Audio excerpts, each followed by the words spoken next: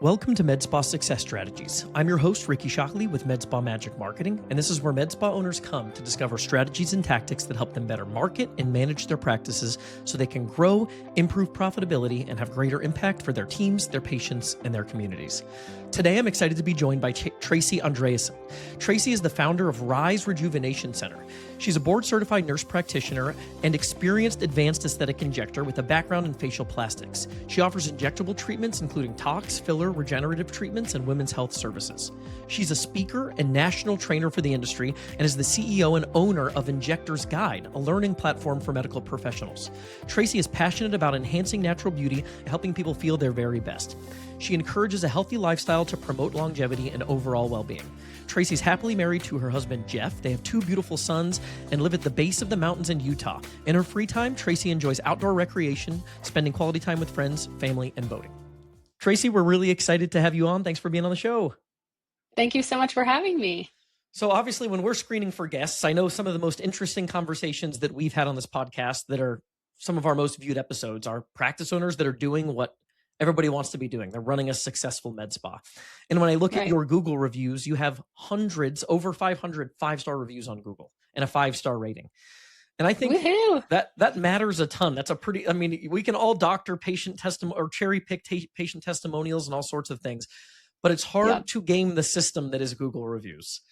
So how do you think about patient care? What is the process that your team follows to make sure that you're setting yourself up for success and getting those 5-star reviews from patients and setting a good foundation in terms of building a reputation? Such a good question. I think the first step is, delivering on patient experience to make sure that when you're asking for a review, that it ends up being a 5-star. And I think that starts with the very first interaction, which is how they find you, whether that's the website, social media, a referral, like making sure that the way you're presenting yourself before they even step foot in the door sets you up for success. Expectations can be met. You're not, setting them up to expect one thing and get another when they get here. So by the time they get here, hopefully they have an idea of how great we are. But then when they are here, we treat them like a VIP, regardless of who they are, how they heard about us, what their visit is for, who they're booked with. They are should feel like the only person in this practice. So that means logistically that everything is an SOP, like how we speak to the patient when they come in, how we room the patient, what we offer them in the room, how the provider starts their visit, how the provider ends their visit. Like everything is a protocol. And I think if you don't have that, it's hard to scale systems that kind of protect that 5-star experience. This is very heavy people business, like the people at the front desk, the people in the room with the patients, everything is just human error is ready to go at all times. So the amount you can remove of that, and just give them an experience so that when there are little snafus, they're not noticed. I think that's key. So keeping protocols and systems in place that deliver that 5-star experience. And then as far as getting reviews, I always think about it like with cockroaches in a restaurant, like you'll for sure get a Google review for that. But how do you get somebody to say hey, that met my expectations? Because I think when you promote yourself as being great and then they come in, they're like, yeah, that was great. You may not have blown their mind. And that's kind of the point, right? Like they shouldn't be shocked that you're amazing when they come in. And I think that's the other time people leave reviews is when something completely blows their mind as far as how amazing it is. And so I think I don't leave Google reviews personally, unless someone asks me for it or it hits one of those two things, extremes. And I think if you're really well done in marketing, that you shouldn't be shocking people. They should be getting exactly what they came for. And so when you ask them hey, I'm so glad you had a good experience today, would you be willing to leave a review for us on Google? It really helps other people get to experience what you experienced. Then if you read our Google reviews, they're not had a great time, love this place. There are so many detailed reviews where people actually want to sing our praises because we did meet their expectations. We did go above and beyond. They did feel like we're not just a regular old med spa. And I think that's what really counts, is that we're not soliciting reviews that we don't deserve, Yeah.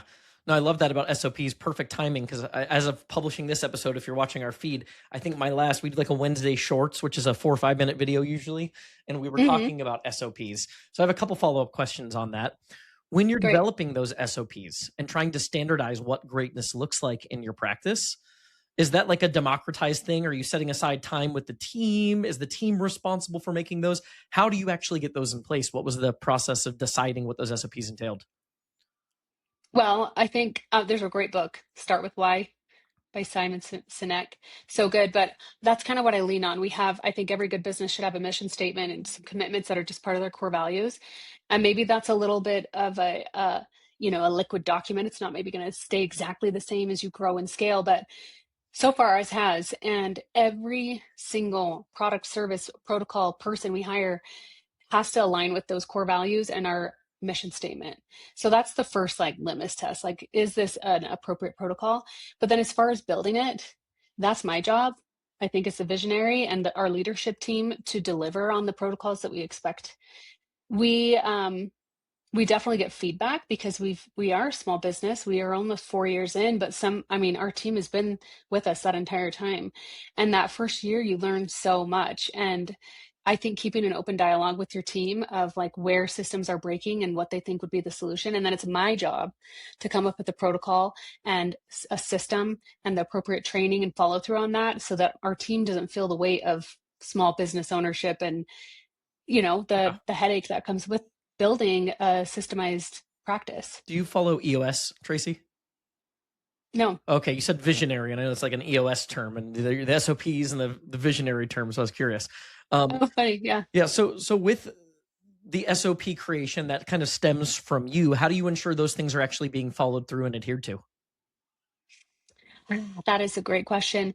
We have leaders over our categories. So we have a medical and then an aesthetic director, and they do monthly one-on-ones with our staff. We essentially have like a protocol handbook. And so if we see that someone is needing support in an area, we're not seeing follow through on that, we can always lean on those protocols like, hey, is that happening? And then the other is just working it into the system so that they don't have to remember the protocol. So like, let's use front desk as an example. A check-in process should be visible through the check-in person at all times. Like, these are the 5 things I need you to do with this patient before you ever get them back to the room. And it's not a detailed outline of the protocol, but it's like the bullet list of like, make sure you're doing these things. And so it's an expectation. And I think you can only expect your team to perform to the level that you're willing to keep them accountable to. So that accountability piece and having a good leader in place is essential. Yeah, I love that. That's awesome. That's one of the things we talked about in that video I referenced was making the SOPs actionable. I know it's something we've always struggled with in our business is how do you make this thing not just a long-winded document that explains, like, you can't expect people to just Yes. read it, absorb it, and regurgitate it consistently Yes. for most of these things. So how do you build it into your workflow so that it's sort of dummy proof? And that was a good example, a good reminder of how important that is.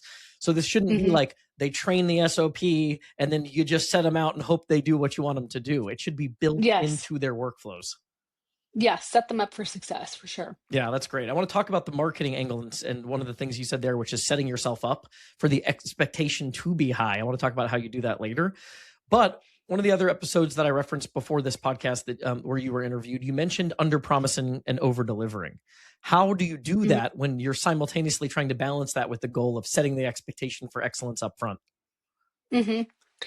Well, I think a lot of what we do with people is out of our control as far as how they feel about it. Because, like I said, it's a people business. We have Google, we've got social media where people come in with so many, I guess, ideas of what a positive outcome looks like for them. For instance, let's bring an injectables patient into this.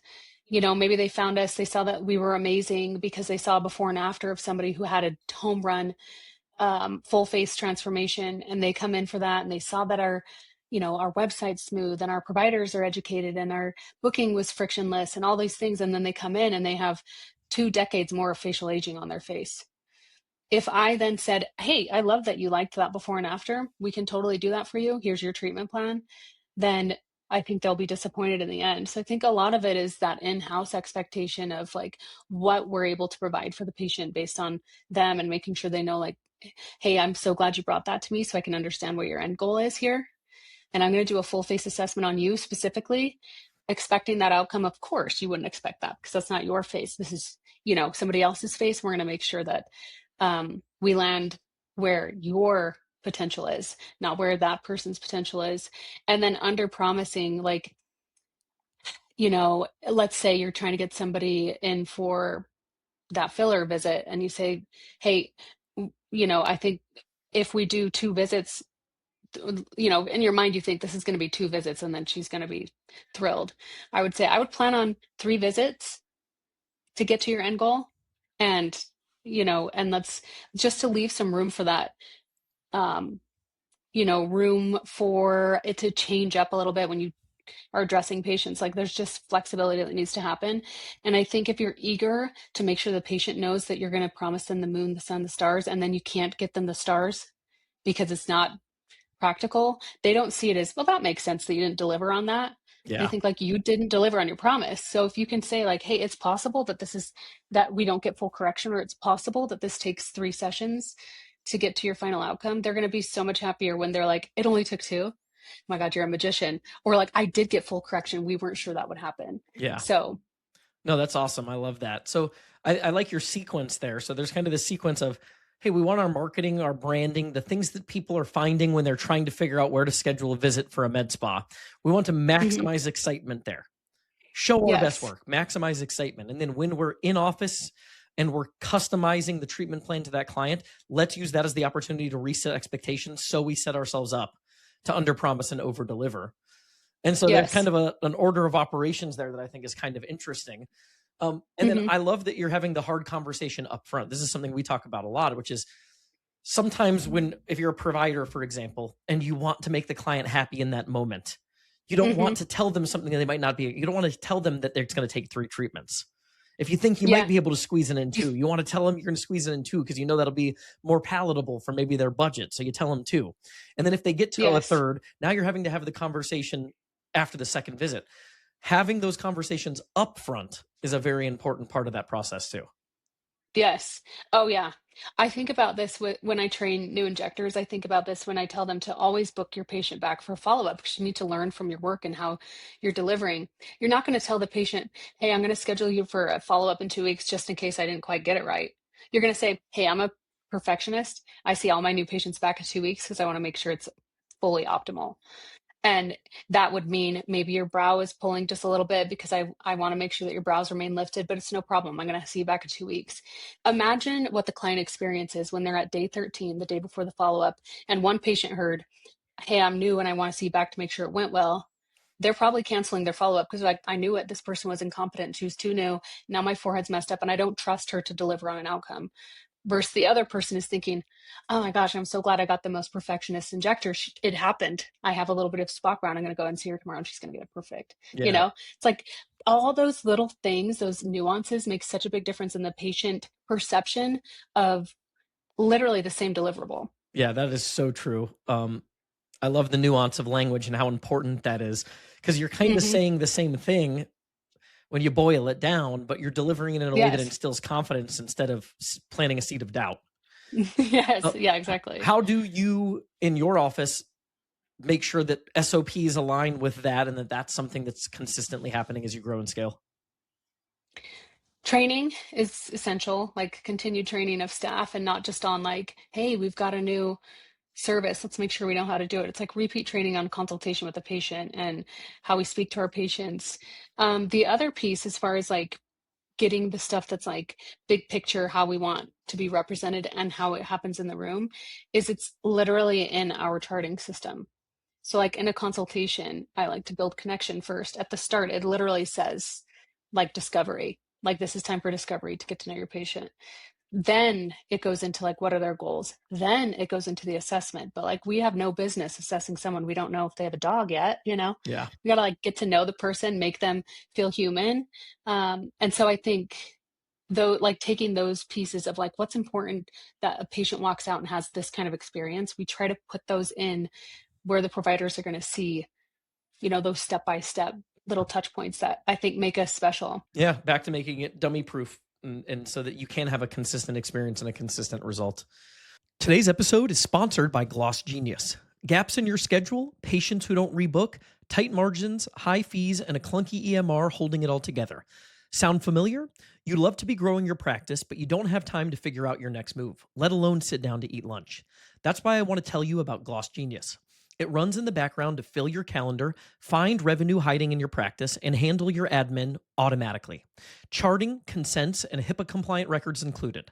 And unlike other systems, Gloss Genius's point of sale actually earns you more, rebooking patients at checkout, increasing what they're willing to spend, and saving you thousands with the lowest flat rate and zero hidden fees. Ready to learn more and take back your time?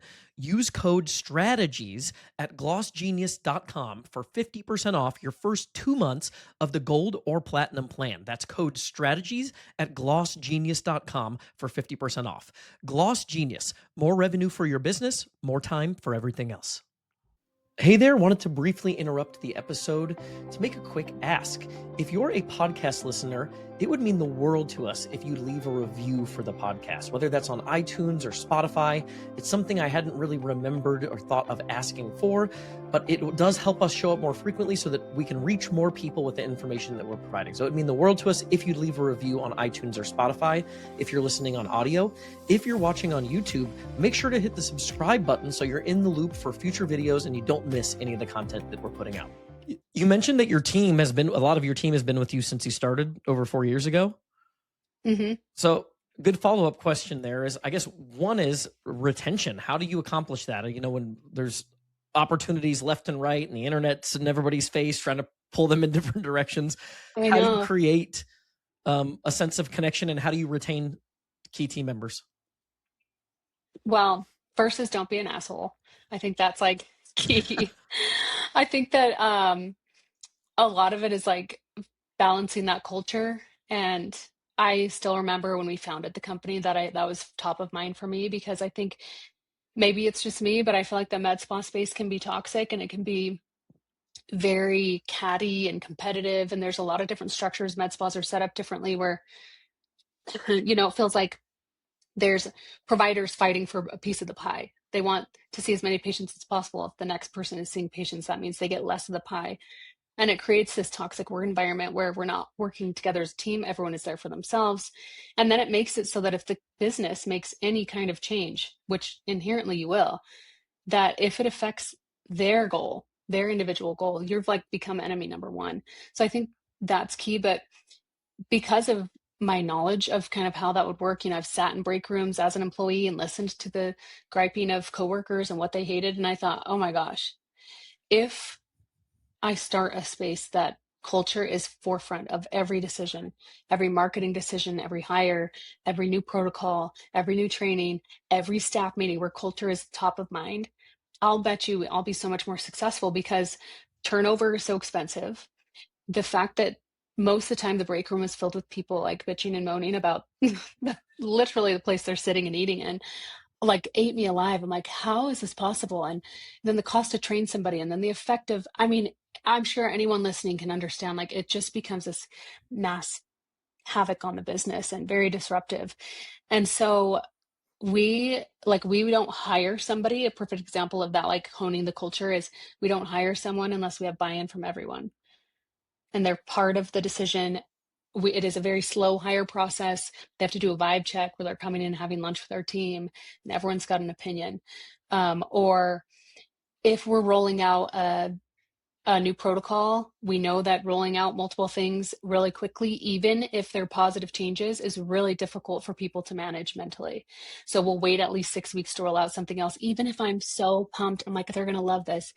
Too much change too fast is very unsettling for somebody, and it feels like they're carrying the burden of a new business, and no one likes to feel that.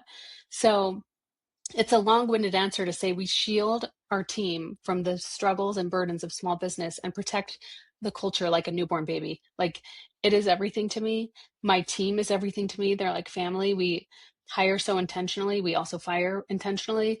And honing in on that culture has left us to have really, really great retention of team. I love that. Obviously, you hear a lot of different opinions on hiring and firing. Hire fast, fire slow, fire fast, Yeah. fire slow. Like Yeah. everybody seems to have a different opinion on that.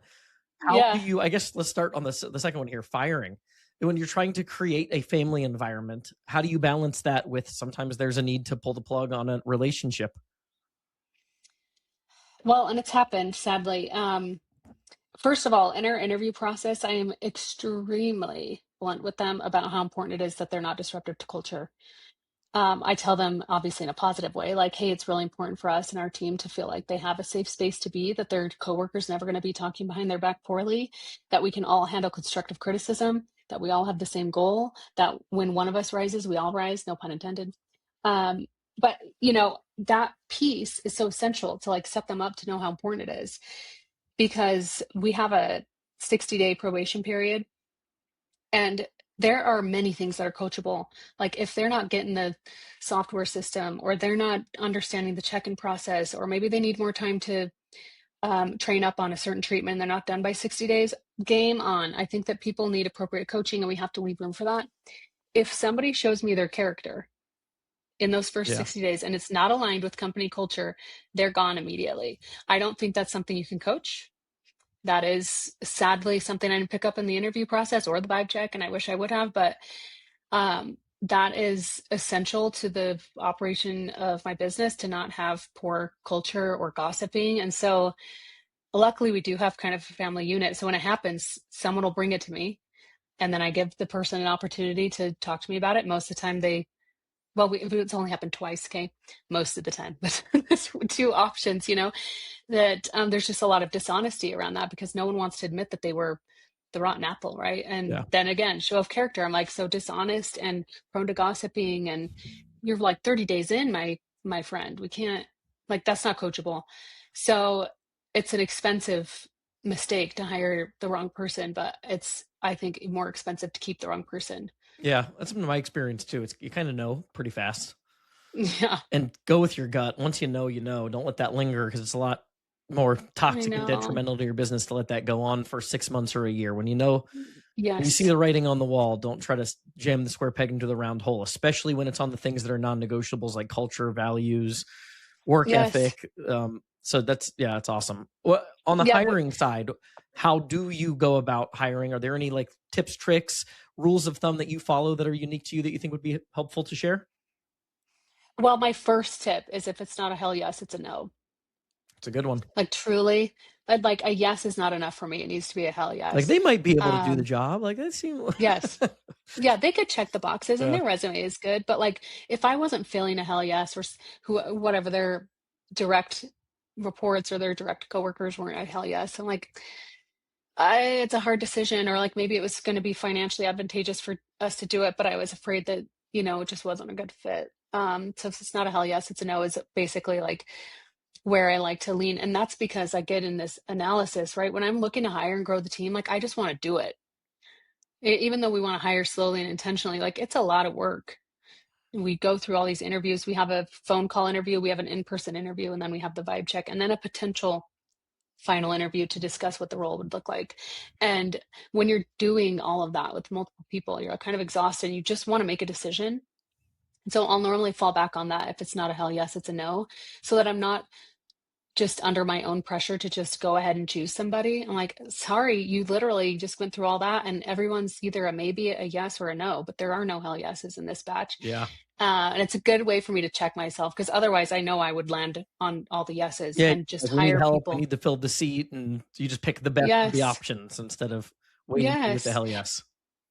And it is hard because our team, like if we're understaffed and we're growing and we need that because someone's wearing three hats now, you think that that would have such a negative impact, but our team, because we're so transparent, they know that we're just intentionally hiring, and they're willing to wear that third hat for a minute to make sure we're hiring the right person. And so I think it also has a positive impact on culture, honestly, to be that intentional and to be Yeah. that picky, that your team knows, like, you're not just hiring the next person, you're hiring like a key player. Yeah. No, that's awesome. I love that.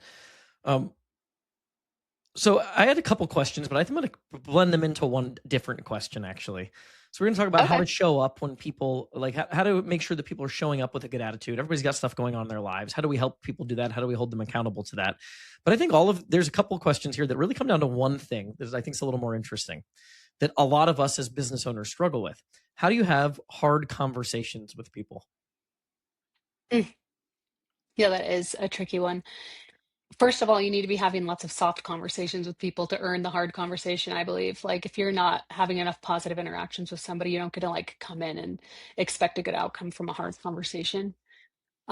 So I think about it with, like, I read a parenting book when I'm like, that is like business. It talked about how if you listen at the park to kids playing around and you listen to the parents are only interacting when the children need correction. Like, hey, oh, don't jump off that. And then they go back to visiting with their friend.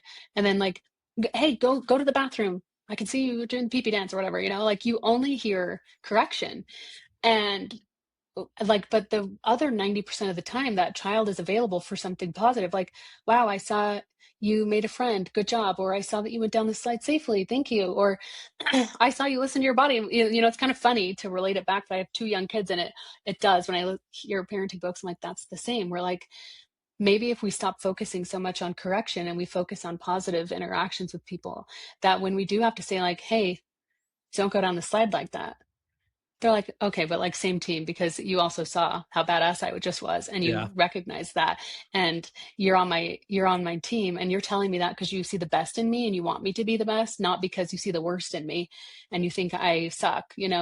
So I think that is key. And then the other, because I am not naturally great at confrontation, like that is probably my weak point, is I have somebody hold me accountable for the follow through on it.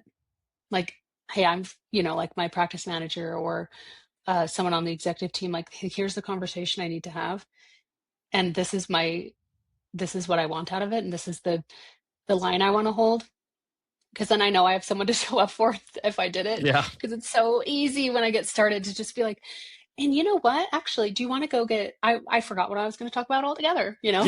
I just like want to avoid it. But I'm like, We've no, all I been have to there. show up and say yes. And you're like, I blew that. Yeah. And someone hold me accountable to be having those hard conversations. Yeah, that's great. An accountability partner. I think the more you do it, the more comfortable you get to with anything. Totally. And I love that. Like, if there's lots of positive interactions, it makes that negative conversation that might have to be a little bit more direct, a little bit easier to Yes. digest. We talk about this too, is sometimes it's so hard. The natural inclination for businesses is we solve problems. So it can very Hmm. easily feel like we're just fixing problems all day and paying attention to the negatives. How do you intentionally remember to or systematize positive reinforcement and just positive shares and wins in general in the business? Okay, well, as of recently, so we've leaned into AI so much the last 2 years, and we have an AI patient care coordinator who's in the software, and I will ask her, will you send me a rundown of wins for the day? So Awesome. I've got Yeah. them like, hey, kudos to so and so because they, got a membership on every patient who came in, or they had their highest retail sales yet. So that's been nice just for convenience of getting those wins. But if I didn't have that, I find them myself and just put an alarm in my, phone to go check on something. But the others that we have, we call it rising moments, and that's anybody in the business can shout out their team members at our staff meeting. And so we have just a moment set aside for everyone to appreciate each other's efforts, because there's so much stuff I don't see. And it's important that they know that they're seen by their peers and not just by KPIs, like a positive interaction with the patient, or like, hey, she stepped in when I was swamped and didn't need to, but Yeah. that kind of stuff is important to us, just to make sure that, like, it again, protocolized, it happens every single meeting we have that time set aside for those positive remarks. Yeah. That's awesome. So skipping, I guess, to the AI patient coordinator, since you brought that up, I'm Yeah, interested in this. yeah. You'll be my first that I've asked these questions to, since you Oh, mentioned you're fun. into the AI stuff. I think there are a Yeah, I'm lot of people obsessed. listening to this podcast as of filming this. I know people listen to this a year from now, or maybe this will be dated. But for those listening right now, what are you doing with AI in your business? What are you finding in terms of practical applications? And I guess talk to us about this AI patient coordinator. Yeah. Gosh, where am I not using it? I'm trying to be environmentally conscious, and not like overusing it, because that does, make you feel a little guilty by, when you could be using your brain, like use your brain. But there are so many areas you can use AI to consolidate time and improve efficiency that is just next level. So we will, operational wise, like on the day to day, our AI patient care coordinator, it's part of our software system. We use Podium. It can schedule patients, it can respond to texts, it can auto respond to a missed call. We can set up campaigns or drip sequences that follow up with leads. Um, and and then also on the other side, like we have direct, so there's the patient to AI. component, and then there's the AI to practice component where we can say like, hey, tell me like how many patients have had lip filler in the last year that haven't come back for a second, and like pull data that you normally would want to mine for, Yeah. but it's so fast, and that now you know who it is and if you wanted to launch a campaign. So we use it for marketing, we use it for patient interaction scheduling. It's basically like an assistant to our front desk, but it's incredible. It is scary. um, we've been training our AI for 2 years, and there's still areas where like just a human would do it better. So it's scary to give your brand to a robot essentially and be like, good luck, make sure you're talking the way that I You have to want be you selective and you to. have to train it, I would say, right? Oh yeah, even probably more than an employee, in my opinion, because even though AI does know its limits, um, sometimes it assumes. I'm trying to think of a good example of this where like an employee would have killed it. Like, a good example, let's say you onboarded an AI patient care coordinator, and a patient texts in and said, um, how much is your Dysport per unit? And the AI might say back, we don't offer Dysport, we offer Botox. And maybe you do offer a Dysport, you just never told her that Botox was just only the name you had in your booking site or something. Where like a human would know that that's a brand of neurotoxin and we have multiple options, or would know like, do we offer that? And would know to go ask somebody. But Yeah.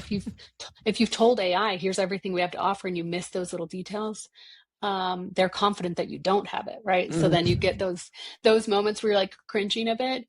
But I will say, because we have her on 24/7, all those after hours leads are, I think, paying off for like the random cringe response that we might get. Yeah, it's a trade-off, right? There's a big pro and Yeah, there's of course a con, but you're managing the trade-off. I love that. Podium's you a former can't have it podcast all. sponsor of ours, so it's a cool shout out. And so Oh, it sounds good to know you've liked the software, it sounds like, and the AI tools. yeah, Any other AI tools outside of Podium that you use, or is that the main one? I love Claude. Yeah, I've been using that a lot more Claude lately is too. good. ChatGPT. Um, we use SOPNO AI, which is like it can listen into your consultation. It's HIPAA compliant, and then it will summarize everything. So when I'm doing like an hour consultation with a patient, I can just be there with my patient and not be like tap, tap, tap, typing everything they say. Yeah, that's cool. Soap So we Note. do I know use there's like SOPNO. there's Plaid and those. So Soap Note, I actually hadn't heard of that. That's a HIPAA compliant version where you could just record the Hmm. conversations, do the summaries, notes. And it puts it in a SOPNO like style, which is, I don't know if you're familiar with what SOP means in medical, but it's a style of charting. And so it puts it in there like just perfectly. That's It's so awesome. Yeah. good. Cool. Very cool. Yeah. I love that. All right, jumping to some other topics here. Anything else to share on that one, I guess? AI I usage? don't think so. No, I don't think so. I know There's so much. I I could know like everybody's deep trying to dive figure this out so how to hard. use AI right now, and it's like everybody feels like they're behind the eight ball. I think we're all in this perpetual like, am I missing an opportunity? I guess this is one thing I'll ask you on the AI front. It seems like there's this emerging opportunity to differentiate in certain Hmm. places in the business by actually not using AI. So, right, like Mm, everybody's so eager to AIify and automate everything in their businesses that, like you said, this is a business, this is a people business, I think was your quote in hmm. our intro here. Hmm. Hmm. How do you make sure that you're balancing the things in your business that do require the people element? Because that'll be a point of differentiation in the relationship building versus there's a trade-off here that's worth allowing AI to take over, or certain places in the business where it makes sense. Yeah, yeah. Well, I think that it would probably depend on the business, like what you really want to potentially lose a little bit of that human nature. But the other is to vet your AI. I think people would be shocked at how human AI can be, and like how emotionally aware and empathetic AI can be. Like you could get on and play around with my AI patient care coordinator. You could send a picture of like you and your grandma, and she would respond very sweet. Like really, really like could trick you. We've had Yeah, people that come in, ours is named Claire, and they'll say like, is Claire in? She was so sweet. So it's not robotic at all. So I yeah, think one is to like vet your AI, but two, decide where you're okay with that, because I'm not okay with AI doing a full face consultation for my patient. I'm yeah, not okay with them doing the relationship building. Like I want to make sure I get FaceTime with my patient. Like I would never do that and then just execute and be the injector, right? I would want to have that people part because that's what we're trying to avoid commoditization, you know? Yeah, And yeah, exactly. Yep. so it's a huge, huge thing that you still need to like maintain that level of people Yeah, so it's just balancing the emphasis. trade-offs, hey, right? Like where we feel like the pros outweigh the cons, this is probably a good place to implement. And if we feel like that's not the case, then we keep the human element as the main Yes, thing. and then literally be selective with your AI because they're not all created equal. Yeah, and train the crud out of it. I think that was good advice too. Yes, yes. Hey, practice owners and marketing directors, interrupting this episode to invite you to schedule a one-on-one strategy call with me to discuss how we might be able to improve and level up your digital marketing efforts. So we're rated 5 stars on Google. We're HIPAA verified by Compliancy Group, and we have a track record of taking clients from $30,000 a month to $120,000 a month and adding multi-millions of dollars in additional revenue for some of our bigger multi-location med spas from more effective marketing strategies.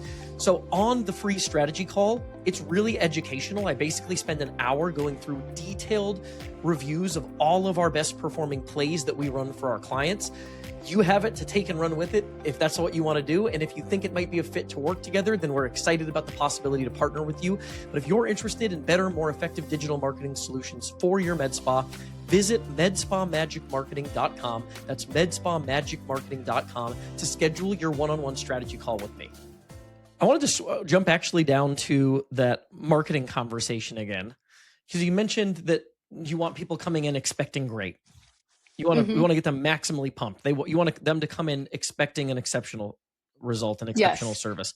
How do you do that with your marketing and your forward-facing brand elements? What's the thought process there? Yeah. I always say I want them to be proud that they're on the schedule. You know, wouldn't that be cool if they're just like they brag to their friend, be like, I actually am on the schedule at Rise. How sick is that? You know? Well, our biggest leads come from referrals and social media, so that helps, right? Because we can hype in a different way than just like a landing page and self-credentialing. I think when people get to know who you are or like you're more of a person to them and they get to see you execute on people they're familiar with. We do a lot of ambassador marketing. Something that I think is really unique to our practice is that are heavily built on influencer ambassador marketing. And that's huge for us because they get a glimpse of what it's like to be a patient here, and that builds excitement that they also want to be that. Versus like, oh, I see they offer Botox and they're geographically close to me and they have an intro patient deal. Sweet, let's see how it goes. Versus I see how it goes and I can't wait to be that person, you know? Yeah, I love that. We talked a lot the last 6 months about building brand, building magnetism, and I think that's a great way to do that. Any advice on how to find and partner with the right people? It's a hard jumping point. I feel like once you get a couple in, then they will help you because they typically, at least Utah, it's an interesting influencer network where they all know more people and they get their friends, and then your program just kind of grows from there. But I think it's smart to find industry adjacent influencers. Like say you have a hair salon that you see influencers going to and promoting that's similar to your brand, that would be a good person to reach out to.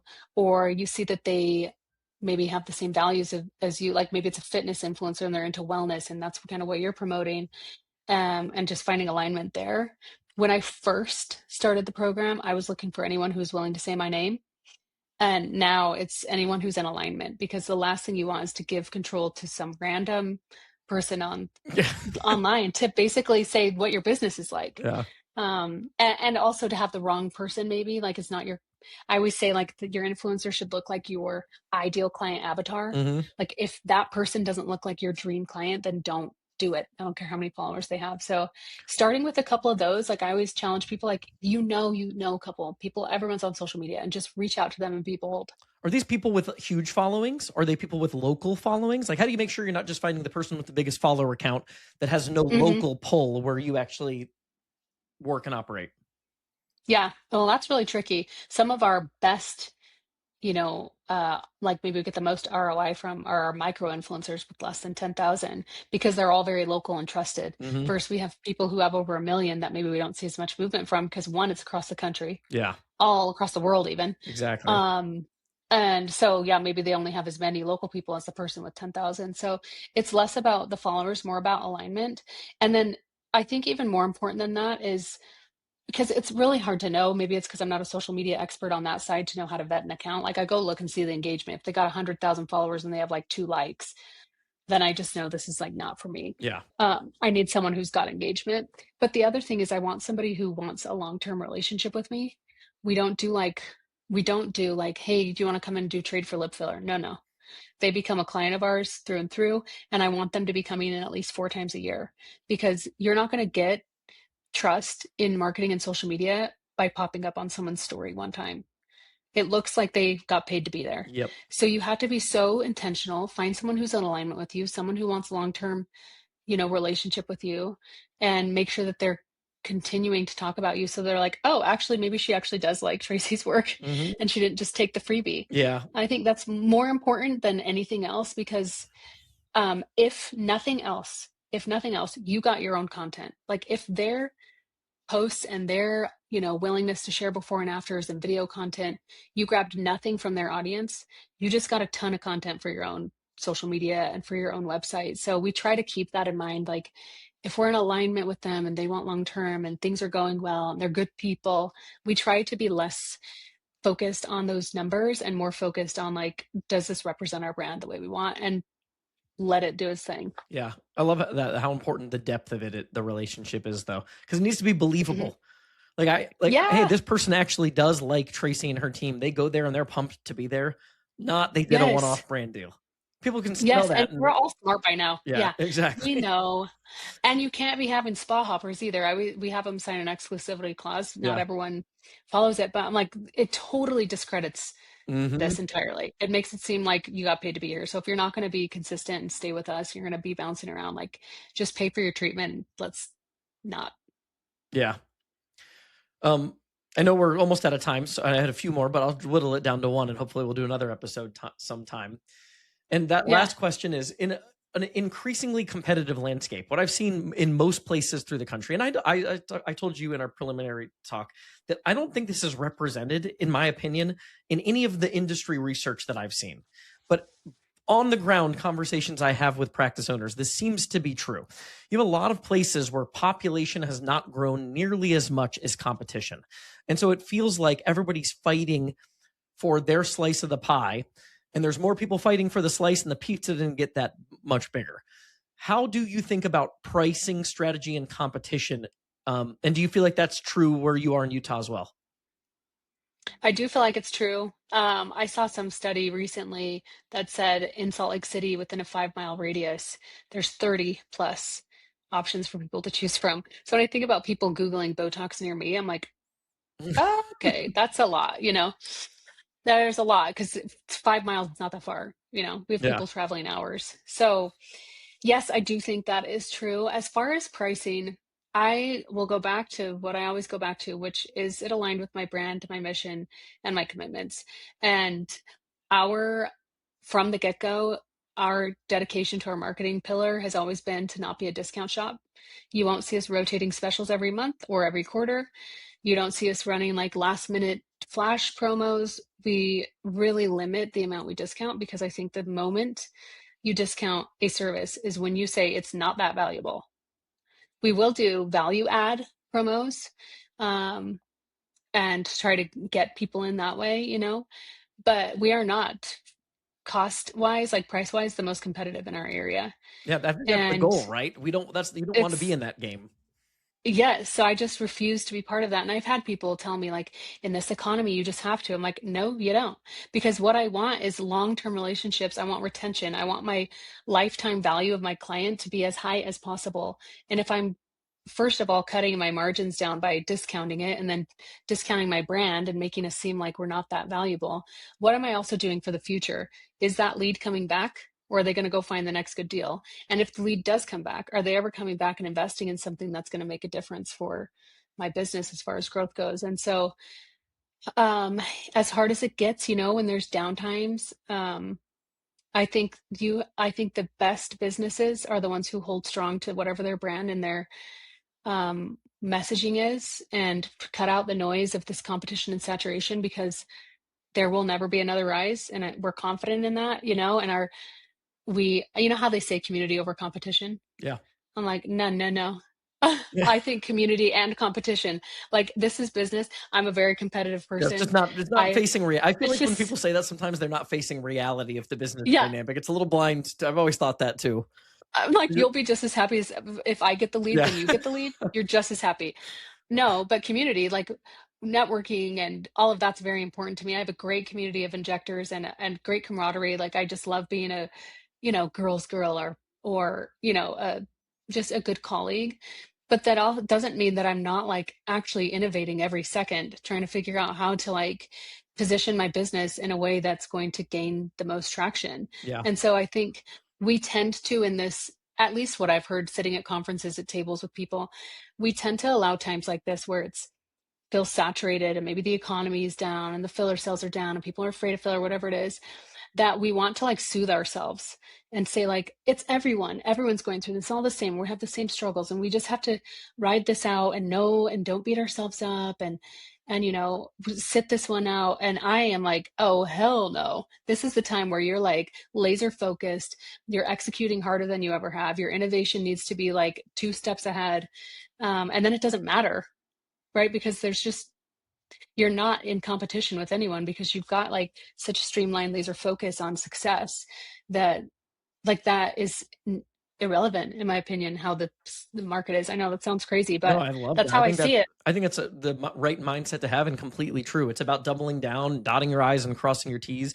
and being as Yes. dialed in as you can be. And those things go hand in hand. It means you're serving your clients better when you're focused on those sorts of things.